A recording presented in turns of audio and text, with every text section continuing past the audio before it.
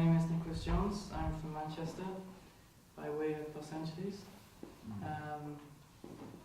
So I'm currently working as a financial planner, a paraplanner in a financial planning business. It's my dad's business, and I was invited to talk. Obviously, finance is my area of interest and it's my area of work, so I thought it'd be really cool to come. And so put together some slides. And Alright. So it's F5 to start it, right? Yeah. Okay. That's the right name, isn't it? Honourably. I really like that name as well, so that's okay. Right, so I had this concept when I was asked to do this.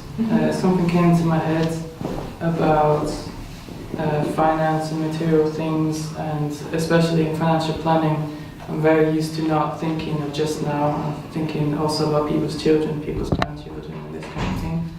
And this concept came to mind to try to be a good ancestor, and to try to think of things in terms of how is it going to be for your children, grandchildren, etc., for generations.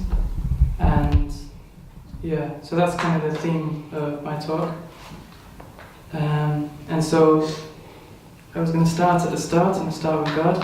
And the first thing to know about money, in my opinion, is that it represents material things, but it is absolutely a spiritual matter. The way that we treat money, or the way that we think and feel about money, is so spiritual.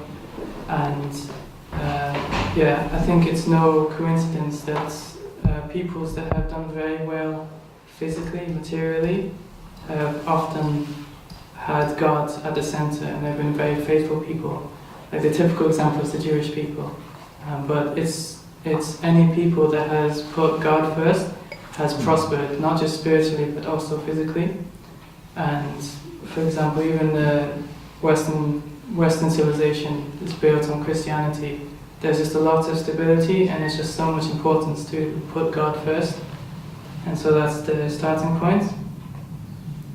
And another concept with being a good ancestor is that just because I don't have kids yet, but it's not preventing me from loving them already. It's not preventing me from planning for their futures. And I like to think that with how I treat money now, with how hard I work, and the things I'm trying to educate myself about, and the way I go about my life, is my way of loving my children and grandchildren and so on already. And this obviously will sometimes involve sacrifice, especially financially.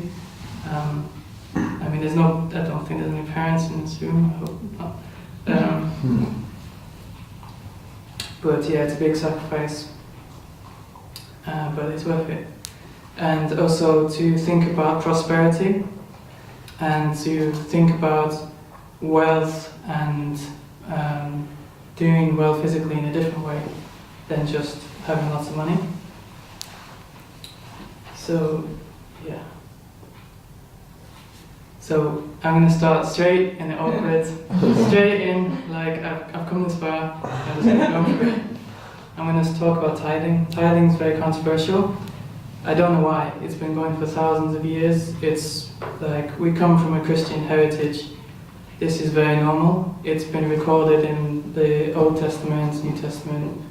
It's ancient. And it's also been recorded that when people have tithed, they've prospered. When they've not, they've declined. And it's important. So I think it's important spiritually. And this, we could maybe, I'm going to try to go quick, so maybe if you want to debate something, we can debate it. But it's really important. It comes from the Old English word tenthing, because you give it 10%. And so it's to give your tenth, to do your tenthing, it's to do your tithing. And so it's got a lot of meaning to it. Perhaps the most meaningful thing about tithing is that you show that you understand and recognize that God has rights to everything. God is the true owner of all material things. If you think you own anything separate to God, you're not going to own them much longer. Like, it's not going to go well for you. It's my opinion. But yeah, so if that's your starting point in terms of how you think and feel, then it's a really good start. And it's interesting because the way it's actually phrased in the Bible is you give 1/10 of one's increase. But like, I'd never thought about this before, but of course if you receive anything, you've gotten wealthier, you've increased. So even if you earned it, you're that much more fortunate. And so it's only right to show gratitude and to recognize that your fortune has increased, and to not forget that God owns it anyway. And yeah, another thing to do, like all the difficult things we do, especially as Moonies, we just like to do difficult things, but it's good for you internally.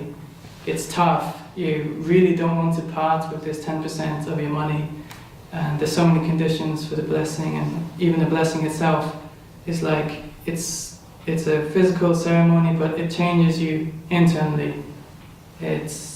Yeah, and I think there's quite a few STFers and whatnot here. You do tough things, right? And it makes you a better person if you do it right, if you do have the right attitude. Yeah, so you'll be better off also internally if you humble yourself and you do your tithes, because especially when people are quite hard up and don't have much money, it's of course harder. And especially because you're like, oh, but am I going to prosper? Like, am I really going to be better off if I'm giving my money away? So it takes a lot of courage, but it's worth it for this internal change. And it should be unconditional. That's why, that's another reason why it's tough, is that you are not saying, I will tithe if. That's not a tithe. And yeah, it's got to be unconditional, it's got to be from the heart. And it's not to be enforced. If someone's trying to force you to tithe and you don't want to, tell them to go away. They can't do that. It's got to be from your own free will, otherwise it has no value. And actually I think anyone can do it. It doesn't matter how poor you are. If you have a quid, you can give a pence. So you can give 10p, I mean. But yeah, any more time. You can also think of it kind of like how we holy sell things and we sanctify things. The principal explanation of why it's 10 is that you have your formation, growth and perfection stages 3 times, and that makes 9, and it's completed with the number 10. And if you give your 1/10, you cleanse and you restore the rest of the 9th. So it's a symbolic way of actually saying, I'm giving you everything. I know that you own everything, but you keep 9/10 of it. So actually it's a bargain, if you think about it. And yeah, it's up to you to investigate and to search yourself. Do you believe that these traditions and this way of life will bring you blessings or not? And actually, on that topic, there's a cool article on trueparents.org about this person who was much poorer than maybe anyone in this room, and he tried tithing for 1 year, and he was very meticulous. He wrote down all his expenses, all his income. He got very sick, he lost his job, like all kinds of things happened. And even so, he stuck to his tithe, and he actually received more blessing, more money in that year. I don't remember his name. I think I have it written somewhere. I personally believe, and I think our family's experienced it, that you will get more blessing if you tithe. Okay, so in terms of loving the future generations, yeah, I feel that if you love someone, you will protect them, you will try to provide for them, and you want them to do very well, you want them to prosper, you want them to do much better than you did. So I kind of broke it up in a few stages like that. I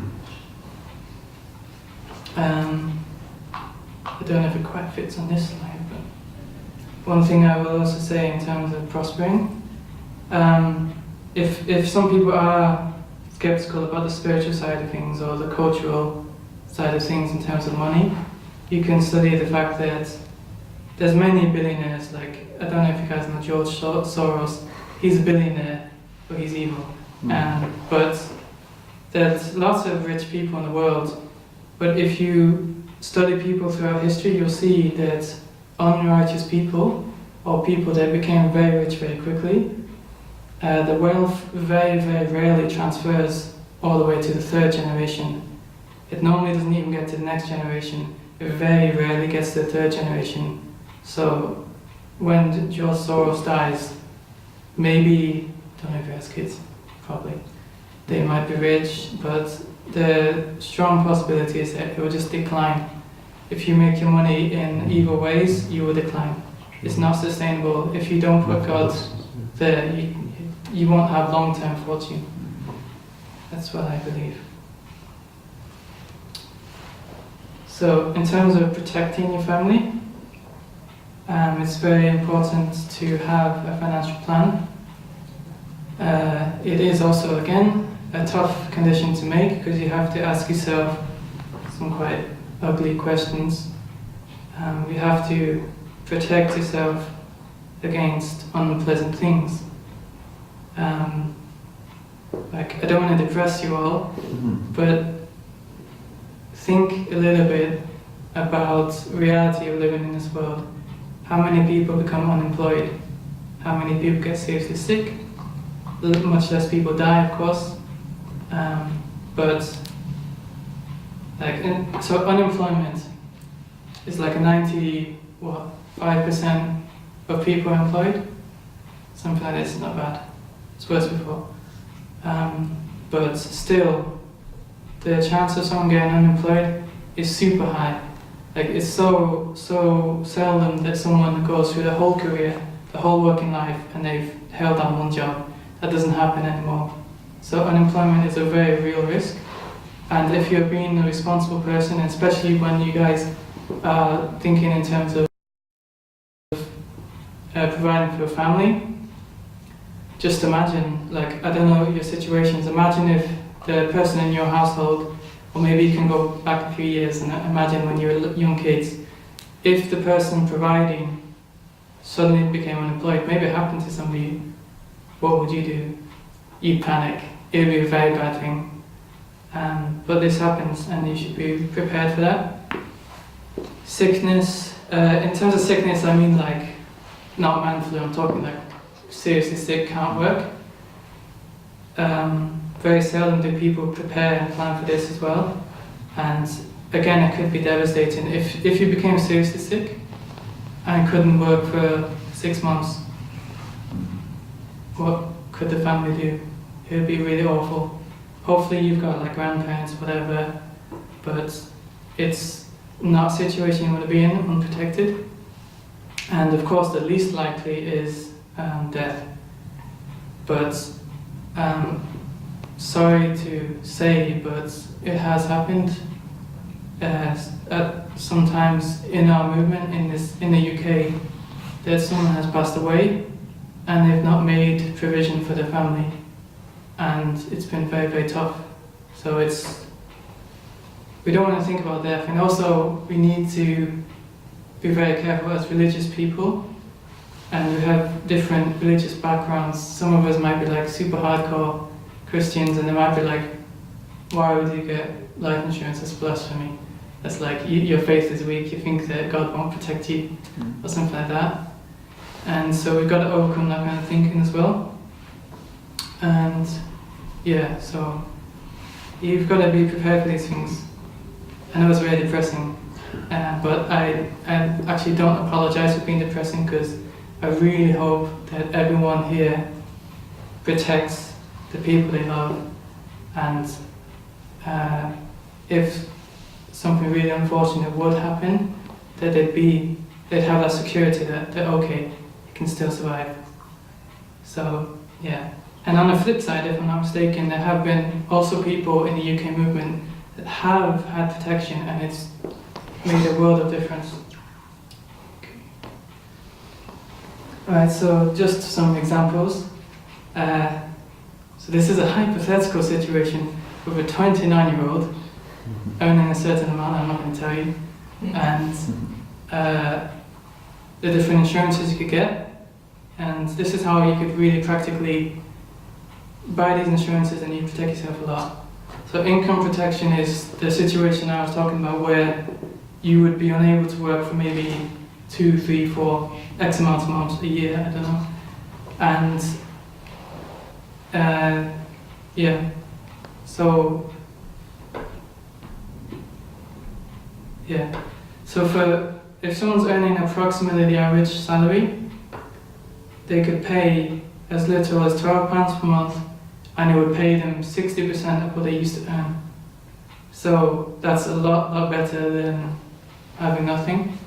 And I mean, these are the details, but it's also tax-free, so in effect it's even more. So it's very worth having if when you guys you know, start your careers and maybe some of you even now, it'd be very worthwhile to get income protection in case you get sick and you can't work, because then you can still earn, you can still provide, and it's a very good thing to do. So unemployment is a lot more likely, that's why it's a lot more expensive. But still, I mean, some people spend this on the phone. It's a lot more reassuring to have this than to have a certain phone. And this is if you were to become unemployed, not voluntarily. And again, this would pay about 50% of your previous pay. So it's really worth having. And if any of you guys are employed right now, then I'd even suggest you could get it now. It'll be much less, all of these things will be less, because you guys, I guess, what's the average age, like low 20s? Or 20 or 18. Anyway, it'll be much cheaper for you, it'll be worth it. And even if you don't need it now, in the next several years, and if you're matched and blessed and thinking about family, please think about these things. And it'll be very worthwhile, especially if Brexit goes badly.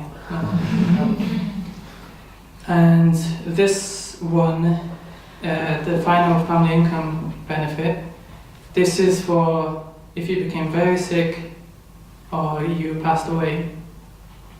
Then, for example, if I give the example of a young family, if one of the parents was to get very sick or to pass away, then you could have a policy paying £20,000 a year to the family for, in this example, it's 30 years. So if you had kids at the time, or if you're going to have kids in the next 2 or 3 years, then you wouldn't have to worry about them starving or having to live with their grandparents or whatever. And yeah, it's a bit more. But if you, okay, so worst case scenario, if you were to die quite soon after getting this policy, which is would be awful, obviously, but 20k for 30 years is a lot of money. It's almost 2 million. And so, anyway, very worth having. I don't want to get too technical, but just to say that there are policies out there and you should absolutely get insurance. And I do worry about church members and families that are not protected, that have little kids, and the job situation is not super stable, or the health is not that good. And yeah, it's very worthwhile. So, okay, this is less depressing, much more interesting. To provide for your family, and this is kind of talking about prosperity and wealth, like I was saying before. First thing is that it would be really a good thing to get into a habit of saving. When you get your paycheck, you shouldn't think like, what expenses do I have, what am I going to buy this month? Your first thing is like, okay, how much can I save? And then you should build your expenses around your saving targets. You shouldn't build you're saving around your expenses because you always just buy more things. And so it's very good to start now. You're young, so that's really cool. You can create the habit of saving now, and it'll really help you in the future. And of course, investments. Benny's an investor, but yeah, it's not super common that people so young are investing. But there's absolutely no reason why you guys should not be investing. It's a very good thing to do, and I'm going to talk about inflation in one of the next slides, but it's one of the main reasons. And yeah, so investing is nowhere near as scary as you think it is. It's not that complicated. It's not that dangerous. I'm not talking about buying a share of Apple and then let's say Samsung, and then its Galaxy Note starts blowing up and burning. Actually, funny thing, their share price still is going up like crazy. Anyway, it's not like that. The kind of investments that I specialize in are much more spread out and much safer, and it's very accessible. You could all do it. And yeah, and then if you also get into a habit of thinking of time frames, like, yeah, I guess you guys can think about what you're going to do after uni and what you need to save up for. Do you need a car? I guess you don't drive around it. You know, or do you want to think about, I would kind of like to have a property in 5, 6, 7 years time or something like this, to put your savings aside into a pot with something's name on it, what you want to achieve, like maybe a holiday. It doesn't have to be anything super serious, but get into the habit of saving for the short term so that you don't have to rely on a credit card, you don't have to get loans. And long term as well, you can think way into the future like I do. Like I told you, that's just the way my mind works. I'm already thinking about my kids and how to provide it if they want to go to uni, if they want to put deposit down for mortgage and all these things. I already think like this, and I don't think it should be unusual. Okay, so some examples. Yeah, that's ugly as hell, I know, but this is showing a compound interest of if someone was to invest just £50 a month, and if it was growing at 6%. I chose 6% because this is the average that shares have done in the last 100 years. So there's been recessions, there's been good times, there's been bad times, but if you average it over 100 or even more than 100 years, the average is 6%. And obviously, if you choose well, you could do a lot more than 6%. So with just £50 a month, as a family, like a couple, that's 25 quid each. I'm sure that lots of couples have managed that. And at the end of it, I chose 18 years because again, I was thinking, if you're a young parent and you're thinking about your child's future, then in 18 years when they finish college, if they went to college, then you could have over £24,000 for such a small investment. I'm going to sound a lot like a salesman now, but and so 24k, that could go a long way towards perhaps tuition fees. It could go down on a deposit for a house. It could be some blessing fee, could be flights. Yeah, you wouldn't say no to 24 grand, is the point I'm making. If it was increased to just £75, then you're talking 36k. Which also you could, then that could cover uni if it was the same price. Yeah, if it was 9k a year, it will increase by the way, but still it's very, very good for such a small investment. And if you're doing a bit better and you're doing £100 a month, then it could be approaching £50,000. And yeah, so it's obviously a very good thing to have. And so then, yeah, imagine. I mean, I hope you all do really well in your professions, in your careers, and you can invest a lot more than £100 a month. And yeah, you could really prosper. And this is when we start thinking about the intergenerational, like thinking of posterity. If you have this mindset that you're looking forward decades into the future, and you're thinking about the people you love, like way into the future, like, I mean, yeah, what's an amazing thing if your 18-year-old child was like, oh yeah, so I got accepted into uni, and student loans are terrible, by the way, like such a high interest rate, and it's a sham. Even the person that created it says it was a failure. So not to depress people more. I'm depressing lots of people. Anyway, you don't want a loan when you don't have to. I know that many people have to, and fair enough, and you know. But it would be much better to not have to. But even if your child, or doesn't have to be a child, didn't want to go to uni, then they could have a home. All these rosy pictures, like young couple, little baby home, nice. So yeah, I like to think about things in terms of long-term prosperity and helping out my children, grandchildren, great-grandchildren. Inflation. So, do we all know what inflation is? I imagine so, especially in London. Yeah, so you can think about it, though that might be a bit small to see, but yeah. So things are at least 11.5% more expensive than they were. Or you can think about it, if you had £100, you actually have less than 19. Like, the value of all of your money is reducing a lot. And this is the other thing about investing, is that the idea is that it grows to defeat inflation as well. If you have money just in a bank account, even if it's like a 1%, I don't think they even offer 1%, I know.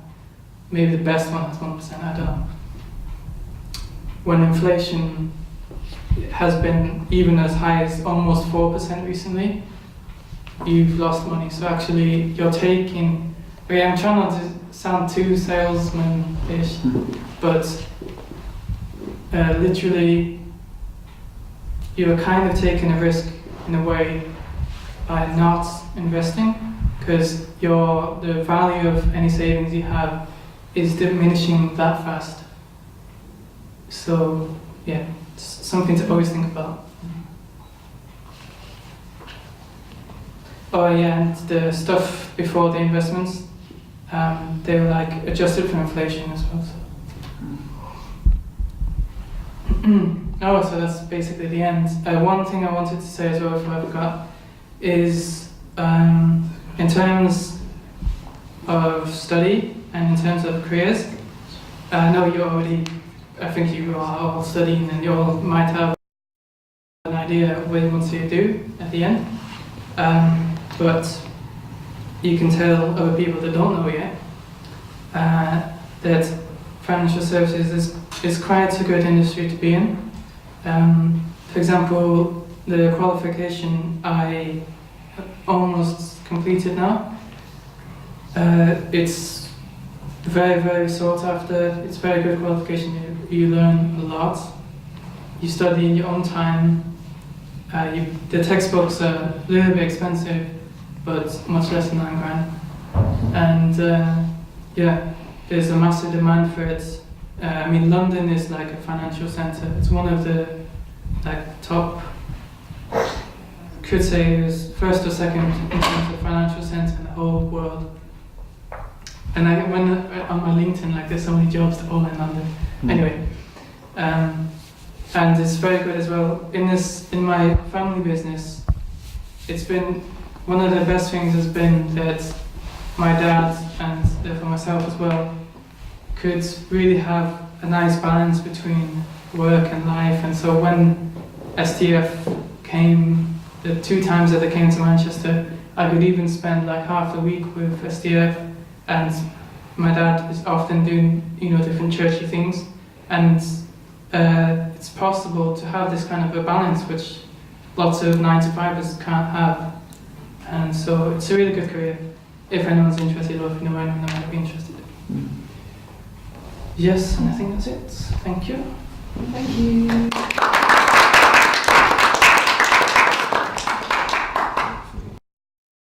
So yeah, please ask me about anything, or argue with me about tithing, whatever you want.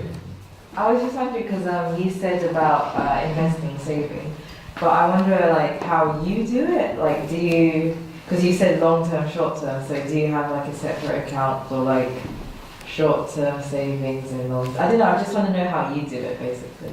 You're very clever. Yeah, this is what people do very commonly. They'll have. It depends. First of all, everyone should have a certain level of just savings, like an emergency fund. So whatever your expenses are, if you can calculate them, it's an exercise you should all do, is to do a little bit of budgeting and see how much you spend a month. You should aim to have 6 to 12 months worth of expenditure in savings. It's like you can get it just like that. It'll grow up maybe like 0.5%, I don't know. In one of these ISAs that you can get out really easily. And so once you have your savings there, your emergency fund, then you can look at how much can you afford to invest if you wanted to invest. And it's a common thing as well for people to have different pools of investments. They might have like a kind of a lower risk investment that's kind of a 5-year investment, because they might think, well, I really am trying to get a house in 4 years. So they'll go with something kind of low risk so that it's not going to dive. It's kind of steady growth or like fairly flat. And then you could have a more adventurous pool of investments, which is like, well, that's the 18-year-old one. Like I showed you, you could be like, what's this for? This is for my kid's uni fee in 20 years' time. You can do that, you can plan. And actually wealthy people do have a habit of planning way in advance. And yeah, especially if things are really expensive, like private schooling or this kind of thing. So yeah, you should definitely have, like you say, like little pots of different things, but first things first, you should have emergency savings so that if things were to go badly, then you're okay, you don't need to go and get into debt to survive. Yeah. Yeah, I'd just like to ask, so I have no idea about this stuff generally, but I really like what you're saying about investing. So say right today, after this workshop, I go home and I can put 20 quid every month towards an investment. Where would I start? Because that's really interesting. So, I Google that, investing, like.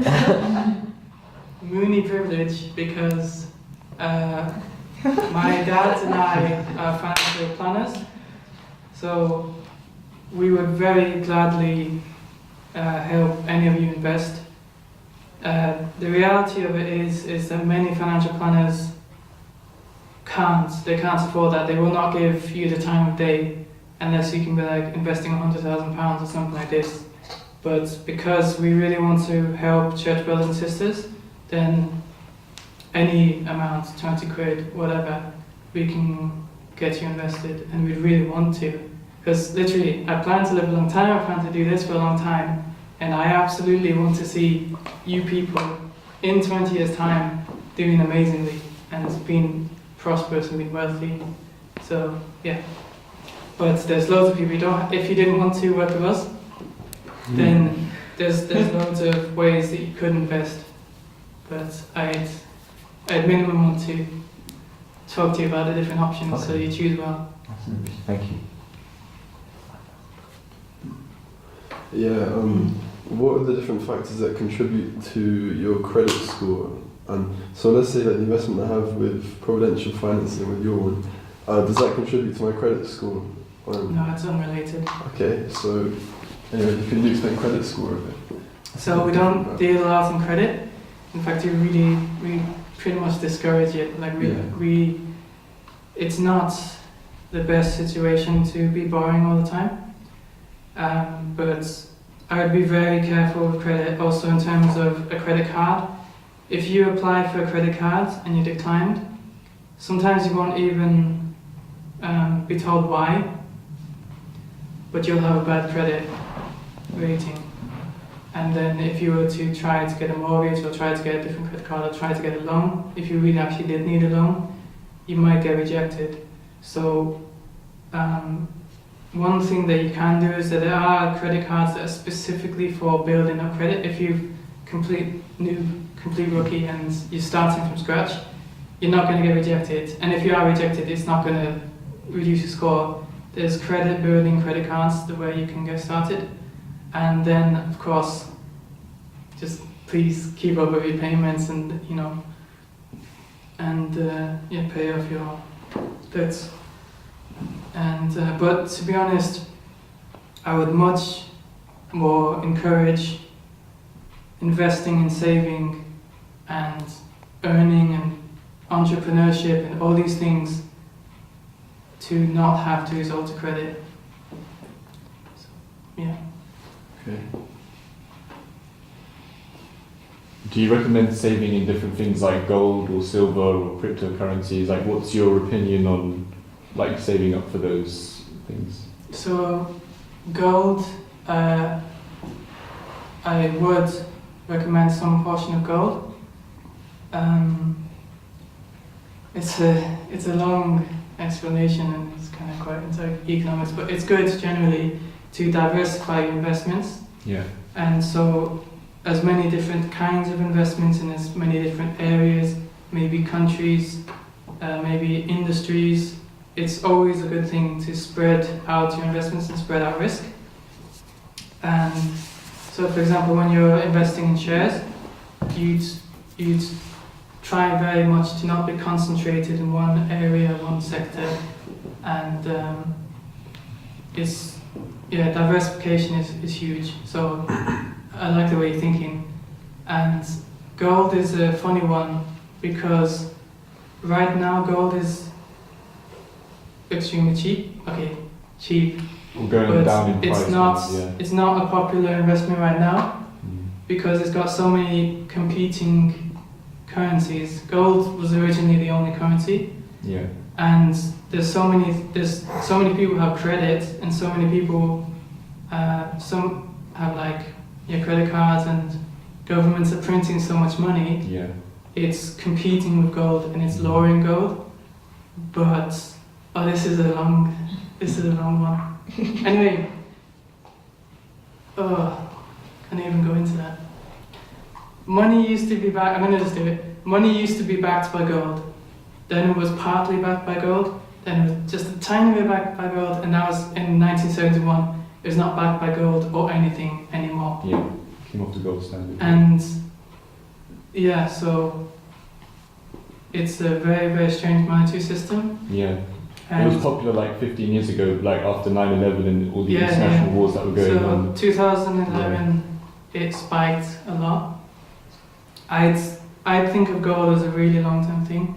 Because also gold, if you treat it as an investment, results vary because there's so many competitors. But if you treat it as its original intention, as something that stores value, it's pretty steady. And even with how it's dropped over time, it's not dropped nearly as much as inflation has destroyed the value of money.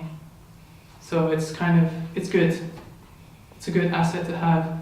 If you could have physical assets, like I know Francis did a talk not too long ago. Was that a CARP thing or was that separate? No, it was just somewhere around it. So he has property, he has real physical assets. That's an amazing thing. And that's why I also want people to be able to have their own homes, like I was talking about, is something that's undeniably real and has value. And cryptocurrencies are popular, but the reason that they're popular is that they're an imitation of gold. The idea behind why gold is good is because you can't just make it out of nothing. People really upset that you can just make money out of nothing, and then that's why inflation's like crazy, and that's why people can't. They need like 2 jobs now, and you know, a lot of people have been disadvantaged by inflation, and so they like Bitcoin, for example, because there will only be, 21 million Bitcoin ever. But that is just an imitation of gold. It's trying to have the same properties of gold in terms of you can't just make it out of nowhere. And there's even mining, of course. People are mining gold, like mining Bitcoin like you mine gold, slow but steady. So there's like stability. And the idea is that a central bank can't just mess around with it. But yeah, the problem is it's still not backed by anything. It's pretty much still imaginary. And it's not. The thing is that even though people can't just magic more Bitcoin into existence, instead what's happened is loads of competing cryptocurrencies have come. So there's Ethereum and there's like, I don't know, there's loads. And some of them get really popular. So, you know, that will reduce its value. If there's so many cryptocurrencies out there, then yeah, they might decide one day that Bitcoin is worthless. And if the market decided it was worthless, it's worthless. So even though you had 1 Bitcoin, you could have, you know, that could have been $10,000, $20,000. If in a month's time the market decides it's worth $1, then it's worth $1. So it would have been really good if you had it and you waited till it was at peak and you sold it. Yeah. But it's not even easy to sell it. In the UK you can't even sell it. Like I know someone in Scotland that has some Bitcoin, he can't even sell it. The laws in the UK are really annoying. You can only get vouchers. So he doesn't want vouchers, he wants any. And lots of governments are banning it or just making it difficult for Bitcoin. So I watch cryptocurrencies of interest, but I would say that as gold is physical, it's better. Yeah. I have a question. Mhm. What should you do if, like, this whole topic of finance and money and investment just doesn't really make sense? Like, I understand the key points, like what I should do when I start anyway and stuff, but like, do you have any recommendations on like books or videos, something like that come to understand it more? Like, 'cause I feel like it's something that I always put off understanding, and like I still don't really get it. If I get my conspiracy theory hat on, there's lots of people that would accuse federal central banks and bankers in general and economists and the government purposely making it complicated and purposely making it so you don't understand money, so that you just keep your money in a bank account, or even better, you don't have money in a bank account, you spend everything, or you have it on a credit card. So it benefits the banks and it benefits the central banks if people are not financially literate.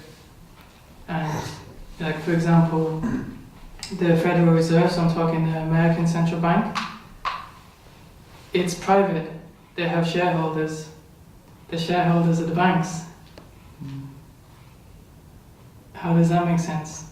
So when the crisis happened and all the banks were in big trouble, they voted like, hey, let's make money out of nowhere to float the banks. And then there's that many more trillion in existence and it's in the banks. So obviously, I mean, I don't want to get too like tin hat,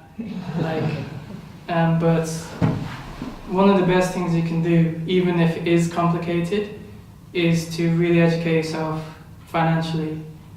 And it's one of the best uses of the time you could do, because to understand wealth,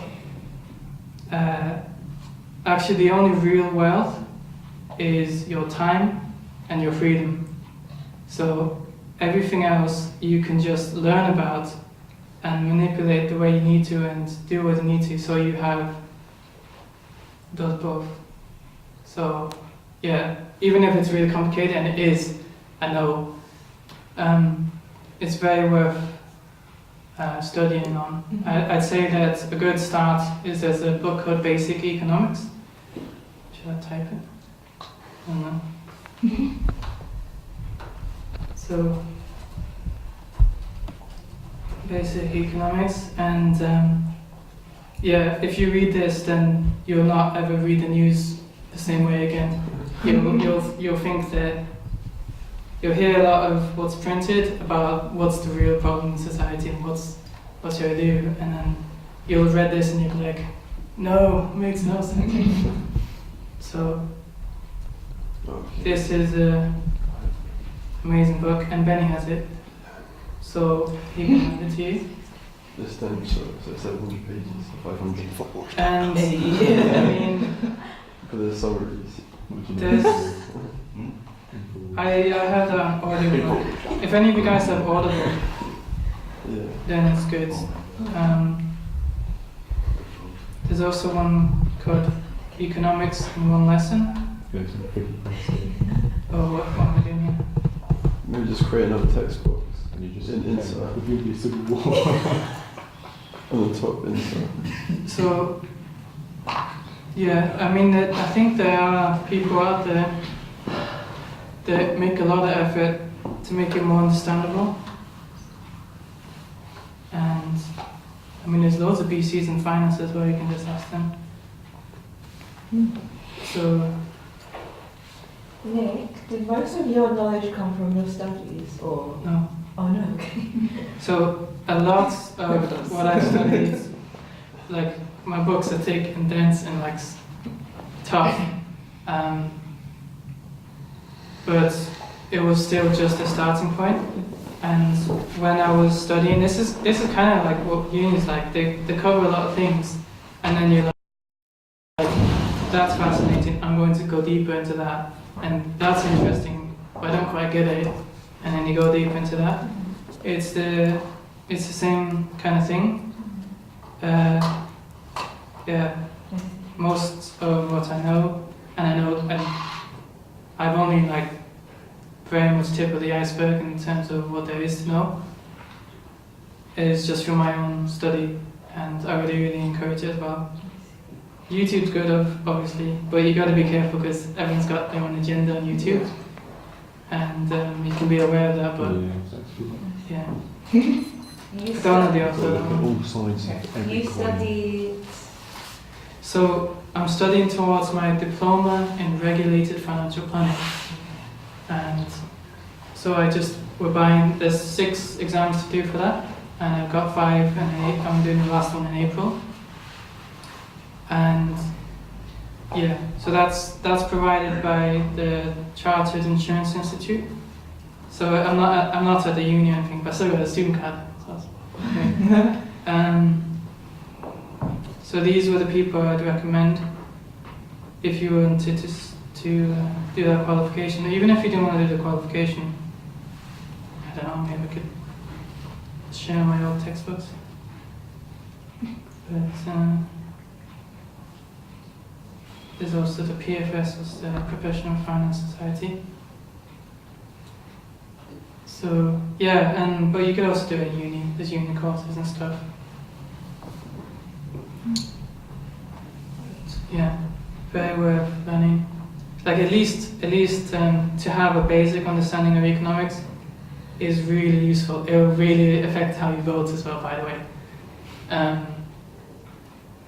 Potentially. And yeah, the more I thought about it later, it's outrageous that it's not covered in school. Like I didn't learn. Did you get some economics? No. like in terms of finance, not even savings. Like Or taxes. like when I was in high school, I was like, what's a mortgage?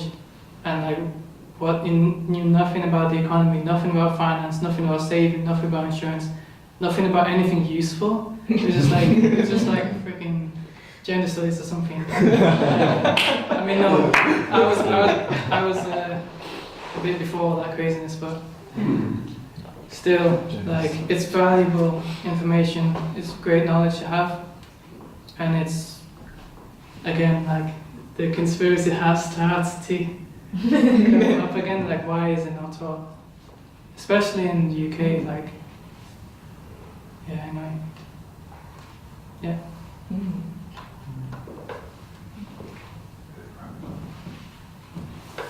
Okay, anyone else? I mean, Nick's here, so you can always chat to him anyway. Yeah, how can we contact you if we, after this day? On Facebook? How do I get to his text box again? Yeah, yes. Okay, so yeah, I'm on Facebook. Okay. See? So, Should have brought my business card. Yeah.